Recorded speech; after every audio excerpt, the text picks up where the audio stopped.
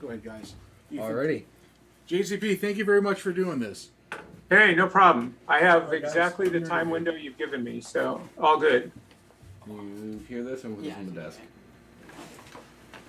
Hello there. How you doing? Hey, good. How you doing? My name is Trinan. I'm Ethan. And Mr. Libby is our instructor. It's pretty great.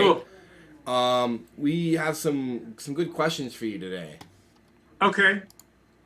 So we just had an interview with Flint Dilly last week. So he gave us some pretty good insight into the industry. So we have some pretty good questions, kind of similar to what we asked him. But anything you want to say before we get started? No, I mean, I'm in the middle of a recording session, so I'm going to jump back to that when we're done. I'm currently recording VO for Jurassic World Evolution.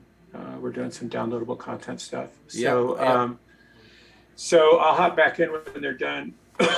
I assume that I've already, that Jay's already kind of introed me and all of that. So, so I'm assuming you guys know who I am and what I do. So I'm happy to jump right. We have a pretty good idea.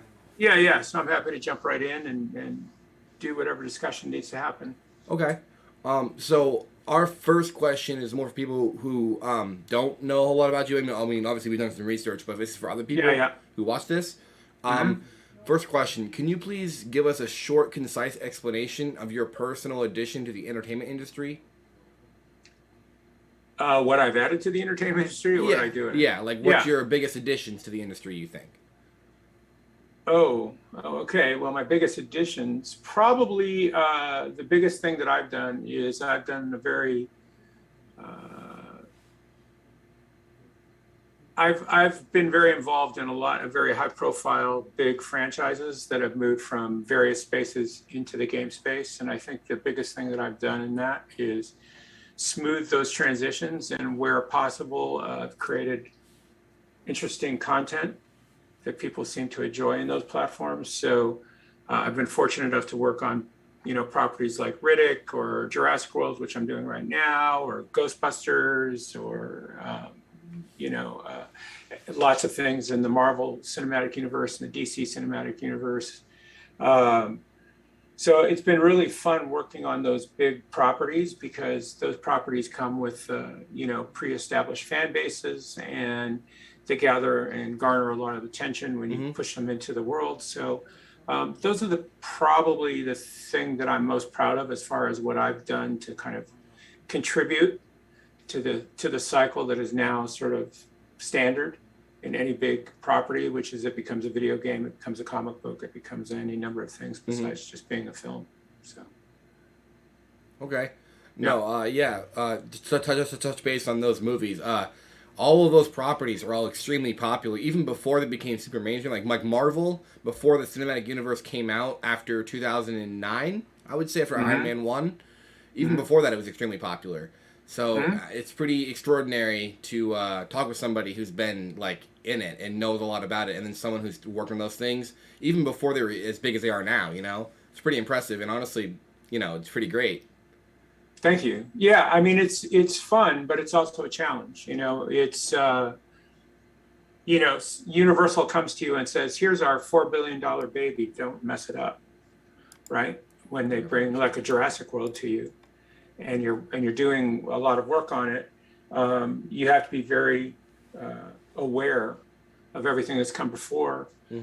You're interacting and dealing with a number of people with their fingers in that pie, not just the game developer, but the licensors, which means you're going through the studio, which means you're going through various parts of the studio. So you're dealing with brand, which is a department that specifically focuses just on dealing with Jurassic World and Jurassic Park. So you have to deal with them, then you have to deal with the game division that exists within Universal.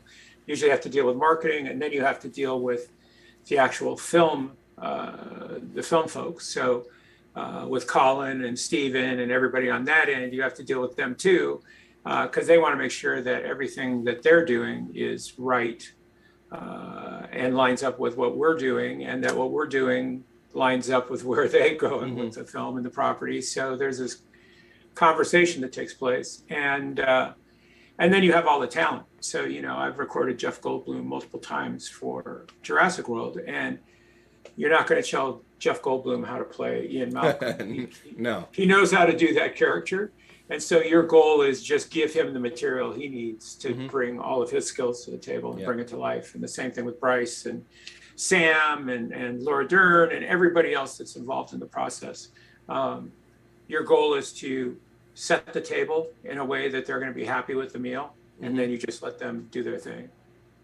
Yeah. I think it's pretty extraordinary to be able to work on an IP like that and then be able to have such fluidity with every other industry, the music for it, the movies you said, like Steven Spielberg, like, he's huge. He's, like, on legendary status for not even just movies, but just, like, cultural, like, movements and, like, just cultural, like, additions to the world. Like, it's huge. It can be intimidating, but it can also be, if I could go back and tell the early 20s me that one day I'd be writing these characters and be involved in the property, I wouldn't believe it, so it's hard to believe. Yeah. So getting from where I started to where I am today, it was a long journey. But it's really a privilege. And I'm always honored when I get a chance to work on these big properties. A couple years back, I did another Ghostbusters thing and, was sitting there listening to Dan Aykroyd do my jokes and laughing, and that's amazing. That's an amazing privilege when you have something like that happen. I mean, here's a guy that I looked up to for a number of years as one of the premier, comedy actors to ever exist. And a guy who's created multiple franchises that have become billion-dollar franchises, whether you're talking about Blues Brothers or whether you're talking about Ghostbusters. So here's a guy that knows what he's doing, and he's in the booth doing my dialogue, and he's enjoying it. And that's always for me like the biggest thrill. That's an amazing thing when that happens. And so part of the reason I do the job is for that very thing, to have that moment when it hits.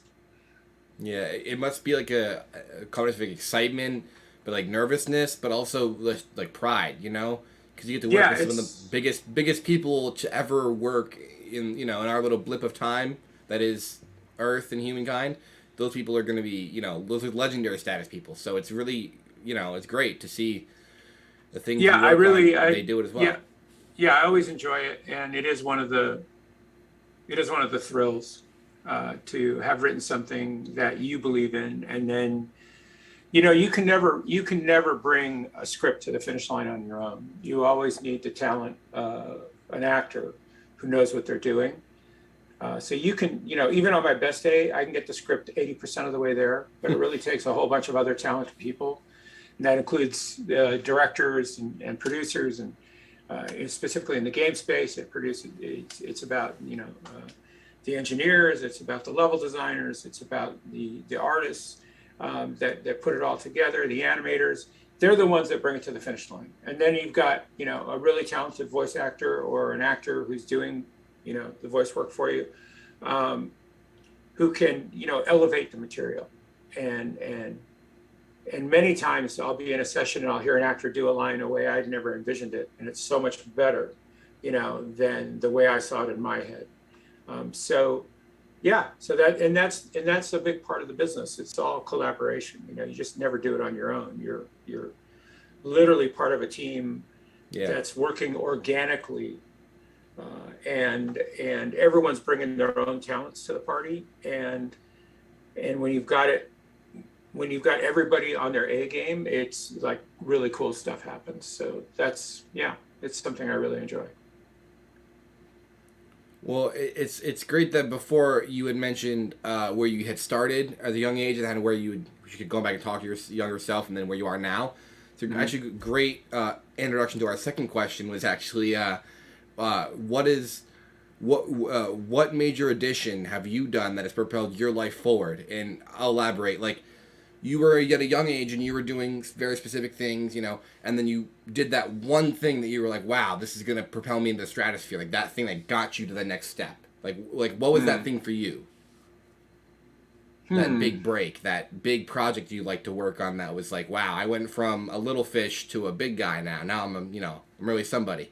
Well, I don't know if I went from a little fish to a big fish, but I definitely went. I started swimming in a lot more pools. I'll say that when I did Riddick. So Okay, yep. up until then, I had done a lot of interesting properties, and had done a lot of cool projects, and had created this game called Fear Effect, which actually did really well and got a lot of attention.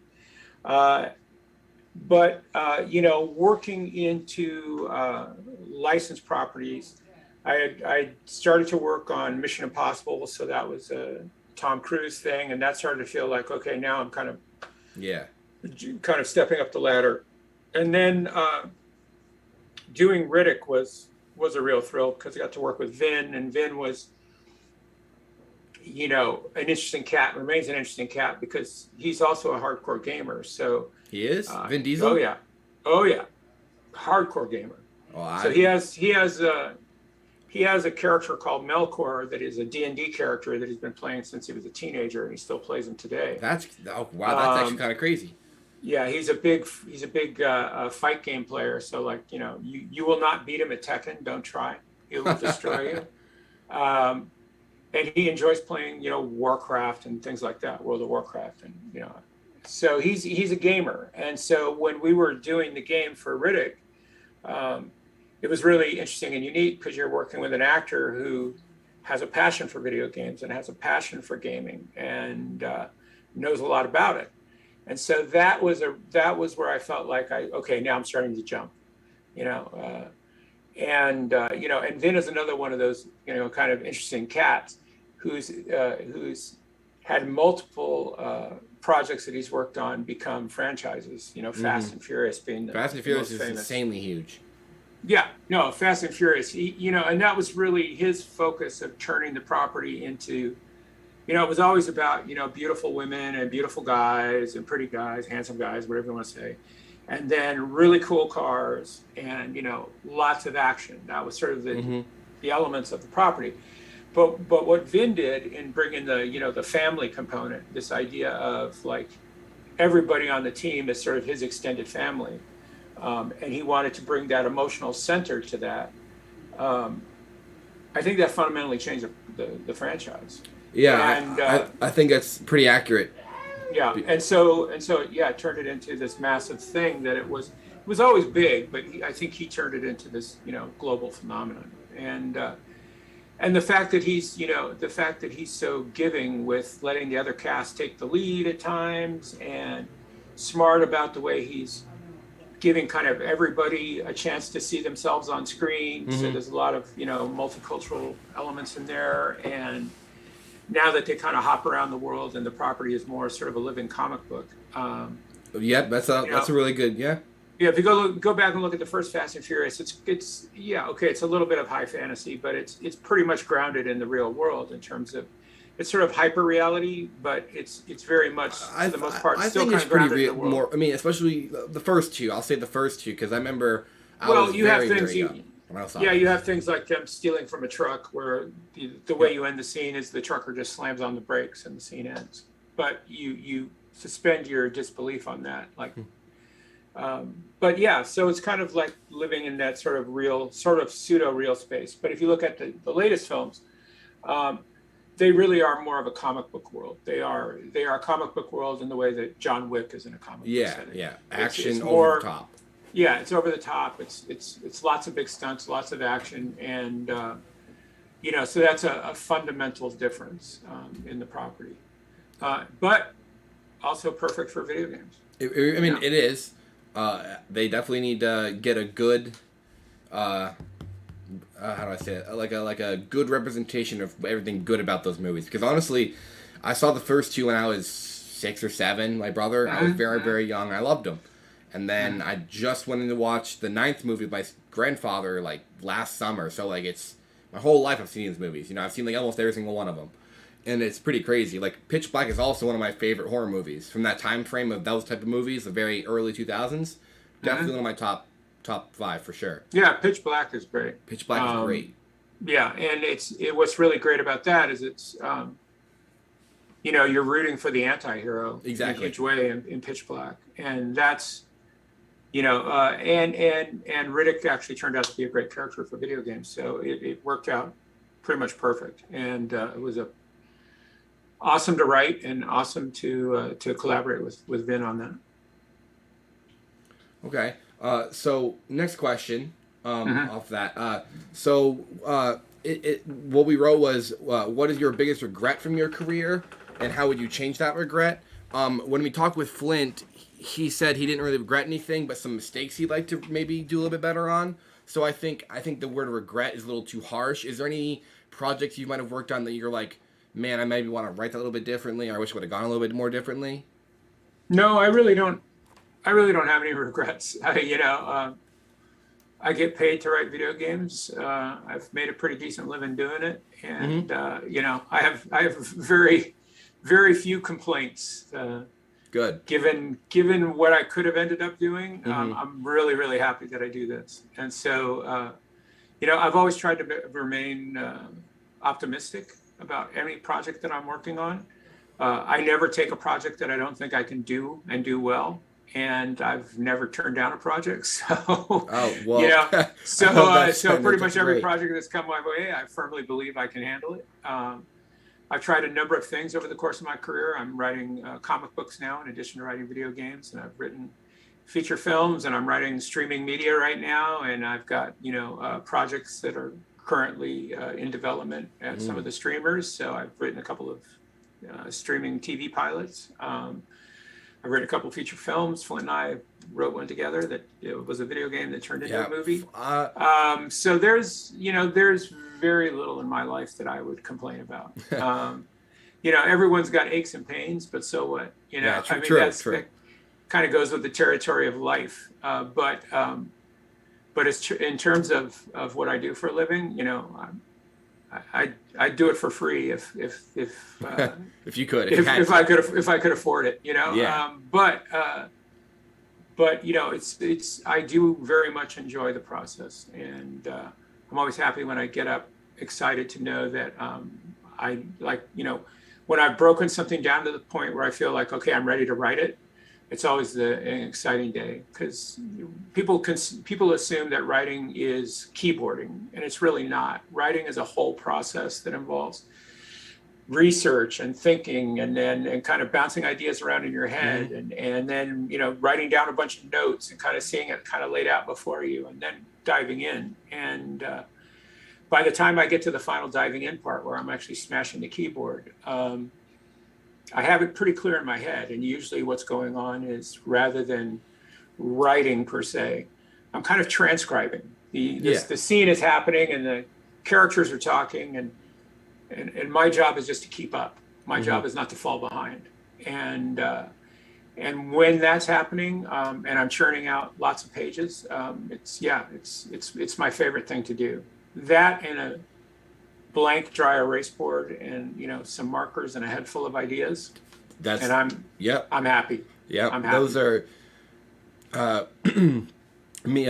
Jason and our classmates actually talked about how some of the best ideas that have ever been created have been in a small room talking with one another, over drinks, or just talking, and just just idea. Every great idea starts with some people bantering with each other. Yes, Flint's the same thing, very similar to that.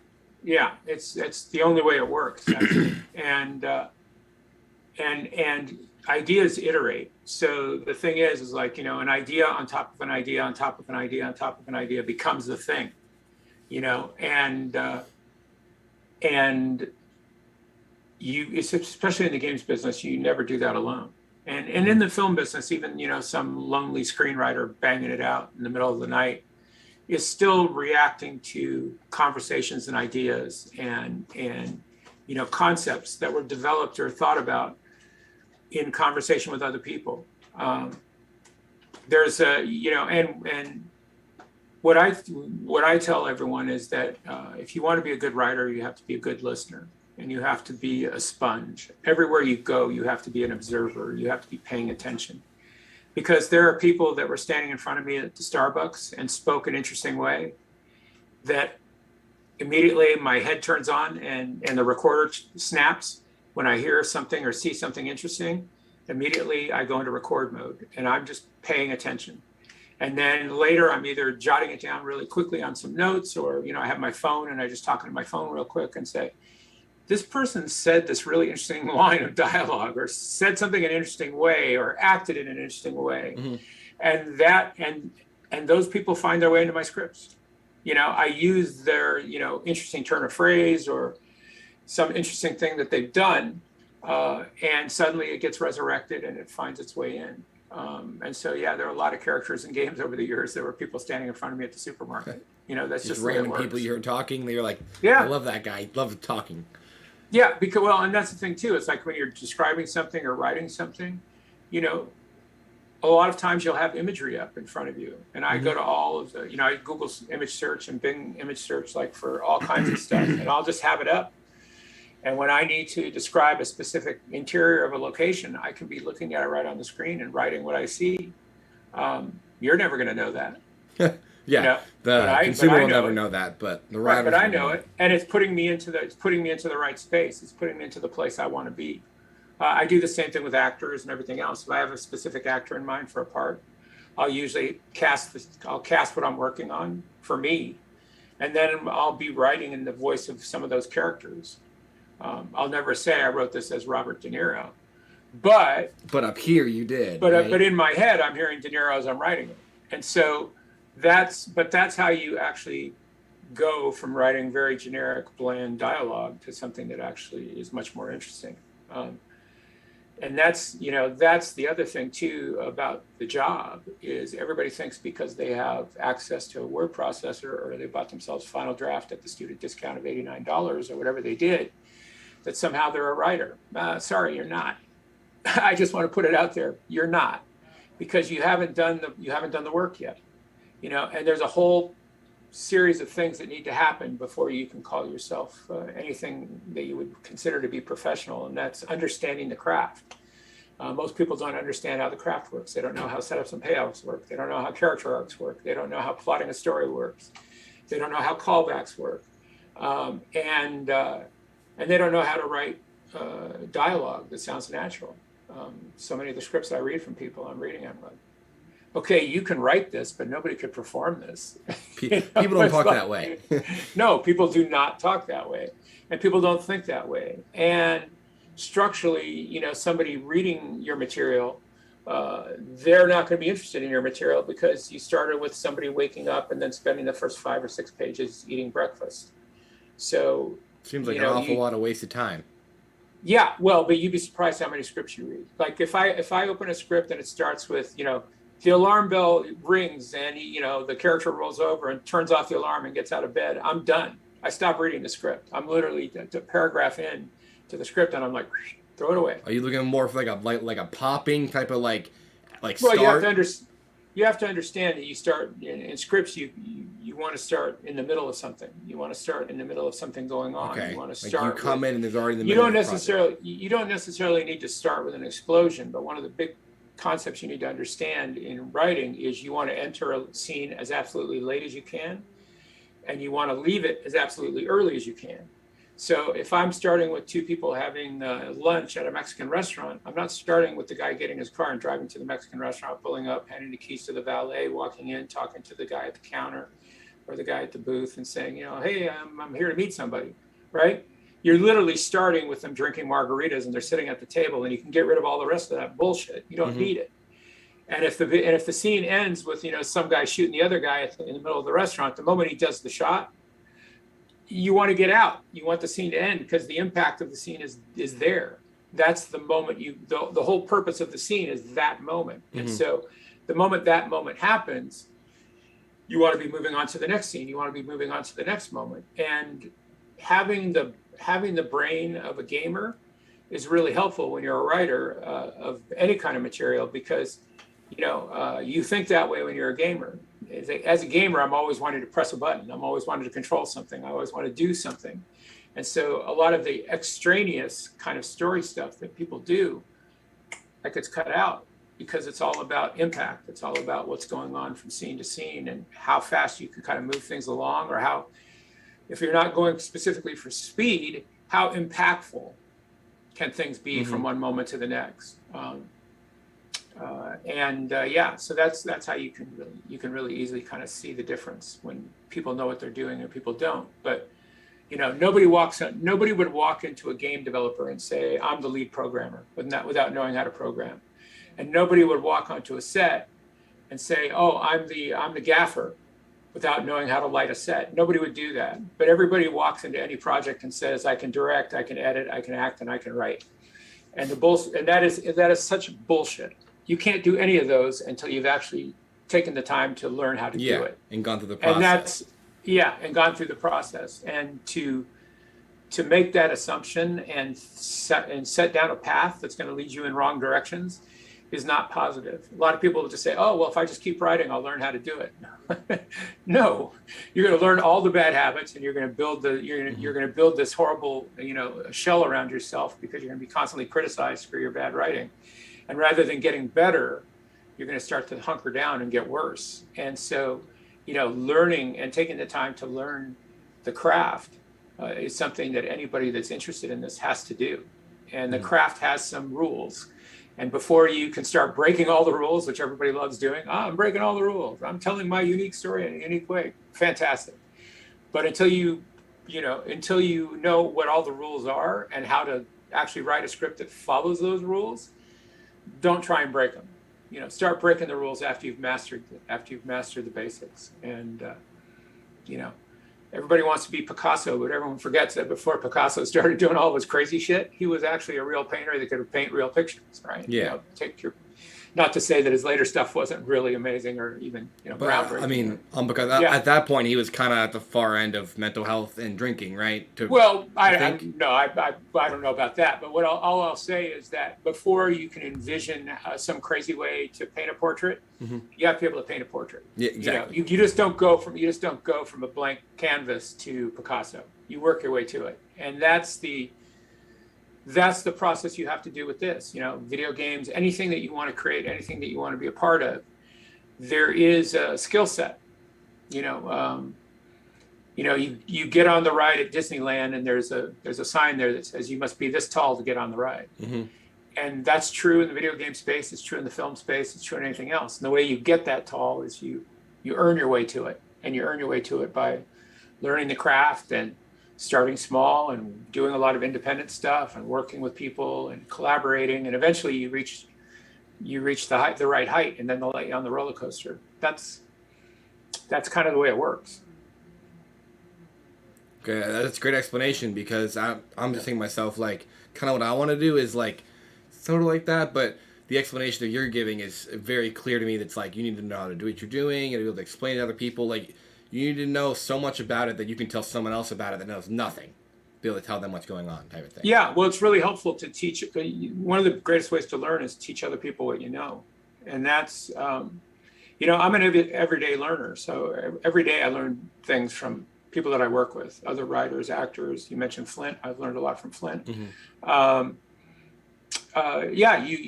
have to be ready for that. And you have to be willing to swallow your pride and go, I need help here, or here's something I could do better. Let me go figure out what that is. And, there are certainly a lot of better writers. I'll freely admit there are a lot of better writers than me in the world.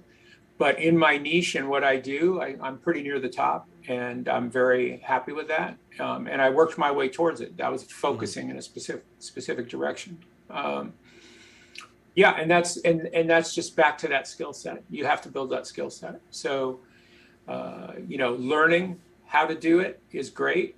Once you've started to learn how to do it and you start internalizing the process, you're going to get that much better. But, Flint and I wrote a book about how we do it. And what's really interesting is when you have to explain what you do, you kind of get a lot of insight in things that are very natural normally for you. So at a certain point in time, it becomes second nature, right? You don't have to think about where you're putting your feet on the gas pedal and how you're using the steering wheel and how you're throwing the turn signal after a certain bit of time driving the car. It's just second nature, and you're not paying attention anymore. You're just doing it. You're on autopilot. Take whatever you want. And to a certain degree, when you're writing at a certain level, you kind of reach that same space where you're not thinking so much about the process. You're just thinking about the content. You're just Mhm. thinking about what you're creating, not how you're creating it. And when somebody says, yeah, but how do you do that? And then you have to kind of pause and go, wait a minute. Okay, wait, how do I do that? And then you have to go through the process of explaining it.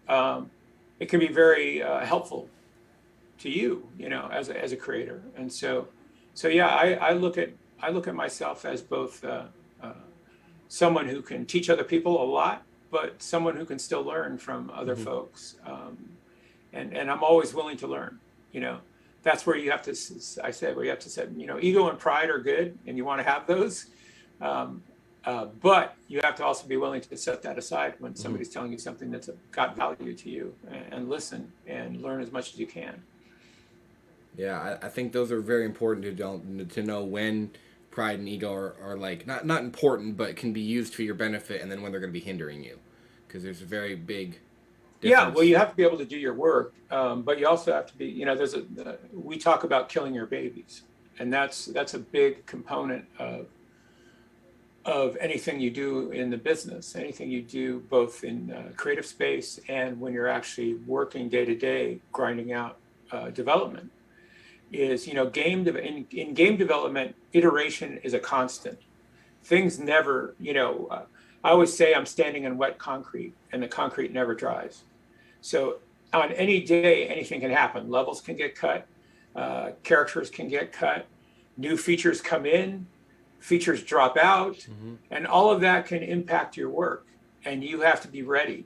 And there's no complaining. There's no like, hey, we just cut this level. It just happened to be your favorite level that you spent the past 3 weeks working on. Guess what? It's gone. You don't complain about that. You don't say, oh, no, it's my favorite. Are you allowed to ask the question why? Only if it's relevant to how your other stuff is going to go. Okay. Sometimes I'm part of that equation, and I'm in there discussing whether we should keep something or delete it. And sometimes just things happen. And sometimes it's creative. Sometimes it's because of the budget. Sometimes it's because of the schedule.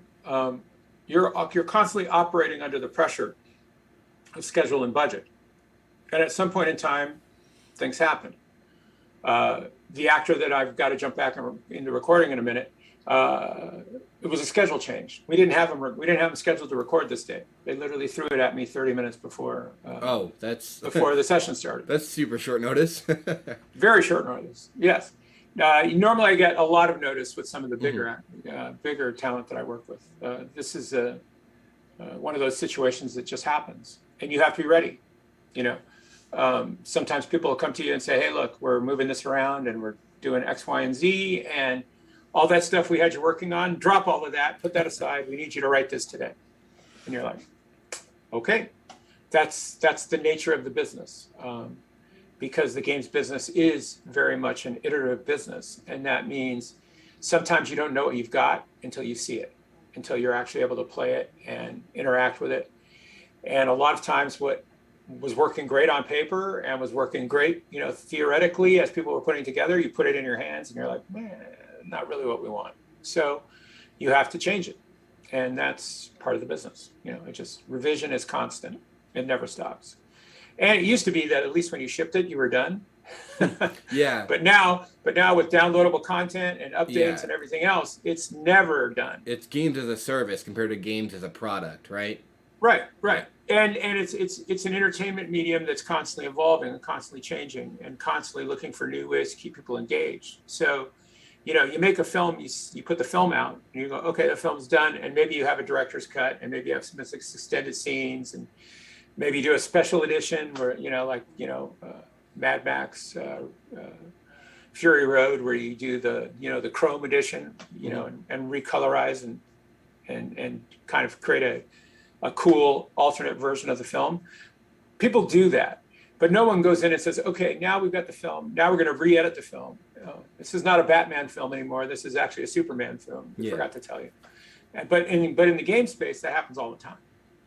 It just happens all the time. So you have to be ready for it. All right. So next question then, talking about the industry still, what is the biggest addition to the game industry or the entertainment industry that you like or respect, but you didn't actually have any part of? like a separate project that you're like, wow, it's a really good idea, and that worked really, really well for them. Or, hey, that's a really good movie I liked. There's a lot of them. Ooh. There's a ton of projects that I have enjoyed over the years that, I had very little or nothing to do with. But as a game mechanic, if you will, or a type of game, I think the rise of social media created a really interesting opportunity in the game space. People interacting with each other and using games as a form of entertainment that involves a community, to me, was like the biggest leap forward. And I was focused very much on single player experiences, sort of pick up the game, play the campaign, and be done with it kind of experiences. So when social really started to explode and gaming communities really started to explode, and online gaming became not only optional but necessary to almost anything that you're playing today, that for me was the huge big leap. The other big leap was something I was a part of, which was bringing more interesting and more immersive gaming into the mobile space. And so, the phenomenon of Pokemon Go was built on the back of a game called Ingress, and that's a game that I worked on for about 5.5 years. Flynn mentioned that too, actually. Yeah, and so we were sort of the ones that were out there encouraging people to go out in the real world and interact with the real world and actually tell stories in the real world. We would do the equivalent of alternate reality gaming and have bring real actors onto locations and have them stay in character and interact with people and hide stuff in the real world that you would find through the app. And so it was a combination of, murder mystery dinner theater meets geocaching meets gameplay with an ongoing story and ARG elements that dropped every day.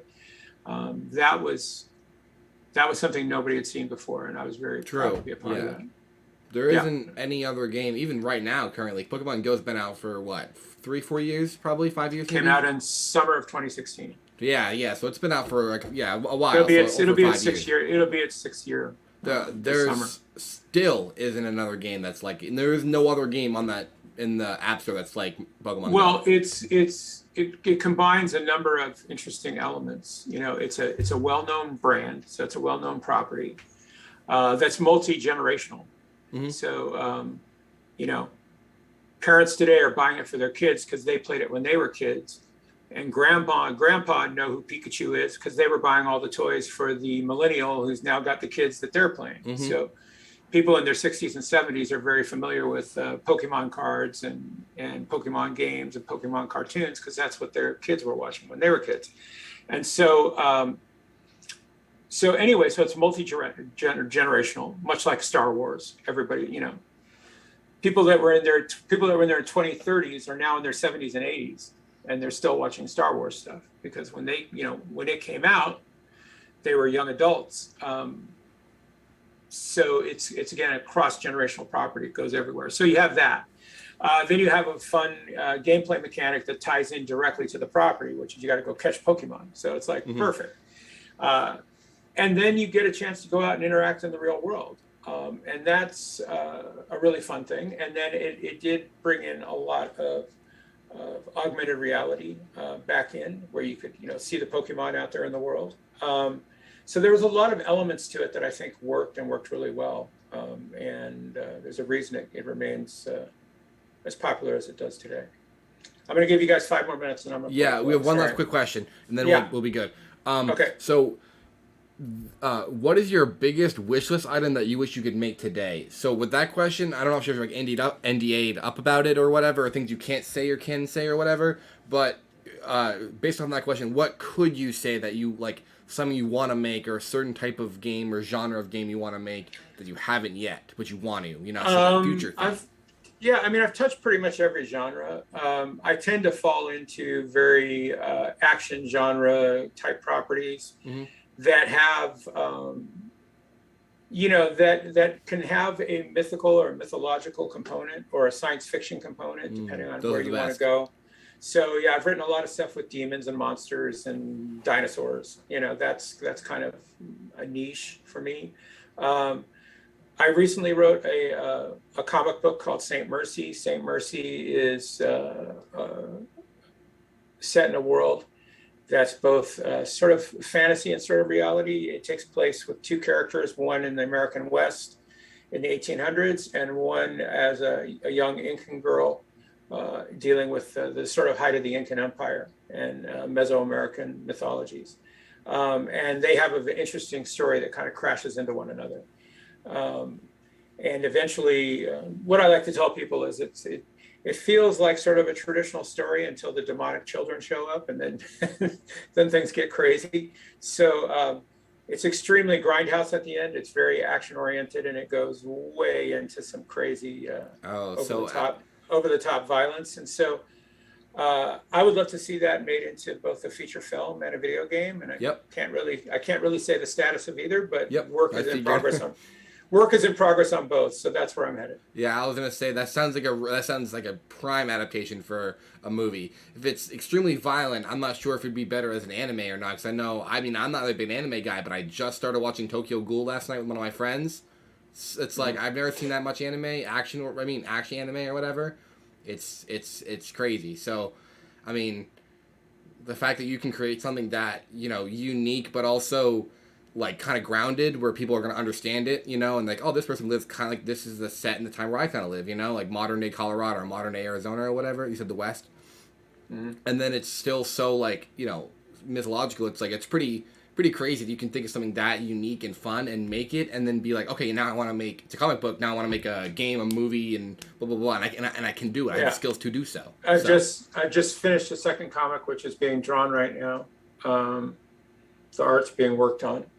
And that'll be out probably late summer, and then Saint Mercy 2 I start writing. Are those through Dark Horse? No, through Image and Top Cow. Okay.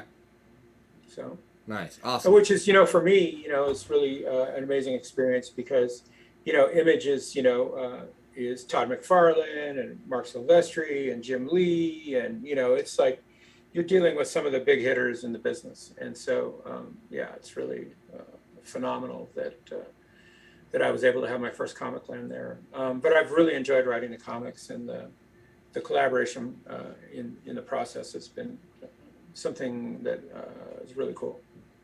Yeah, it sounds like very desirable for someone coming up through high school or college to be like, hey, I really like movies or games or anything in the entertainment industry, and they want to get some sort of idea of what to do. Someone like you, who's, like you said, is a teacher but also a student, is someone extremely rare in any form of work, because there aren't many people I know who work in industries, mainly like, blue collar stuff, but who like their bosses are teachers and learners. There's not many people like that. Yeah, well, you have to be. I mean, it's just like the best content you can create is basically the content that you're able to, as I said, observe and absorb, and then sort of take it through your own filter, right? Yep. Put your own sensibility on top of it. I very much like creating characters. There's this like weird things they sometimes post on Facebook where it says, tell me your job in 5 words or less. And so what I tell people is my job is I create people and problems. That's what I do. That's my job. I create people. Every day I'm creating characters. And every day I'm creating problems for those characters. Yeah. And when I create those two things, I have a story. Yeah, and then you get some pretty compelling stories. Thank you. So yeah, that's kind of if I could leave you with anything, it would be that, kind of break down and figure out your process, figure out what skills you really need to do the job you want to do. Work on those skills, learn everything you can about those skills, develop those skills by doing it. And there's so much opportunity out there for people that can do it well. So as soon as you get decent at it, you'll work. If you want a job, there's jobs out there for people that can do this. The trick is not many people can do it. Yeah. I mean, that's just the truth. The truth of it, right? Yeah. What I tell everybody is the difference between, difference between me and most folks is Everybody's got a story they'll tell you. Everybody's got the great American screenplay or the great American video game or the great American novel in their head, and they'll gladly sit down with you and tell you about it over nachos. The difference is I'm that 1% to 2% that will actually sit down and write it. You know, and that's the big difference. You know, it's work. You know, it is work. It's fun. It's a job I wouldn't trade for the world. But at the end it of is the day, still a job. It is still it work. is a job. It is a job, and you have to treat it like a job. Yep.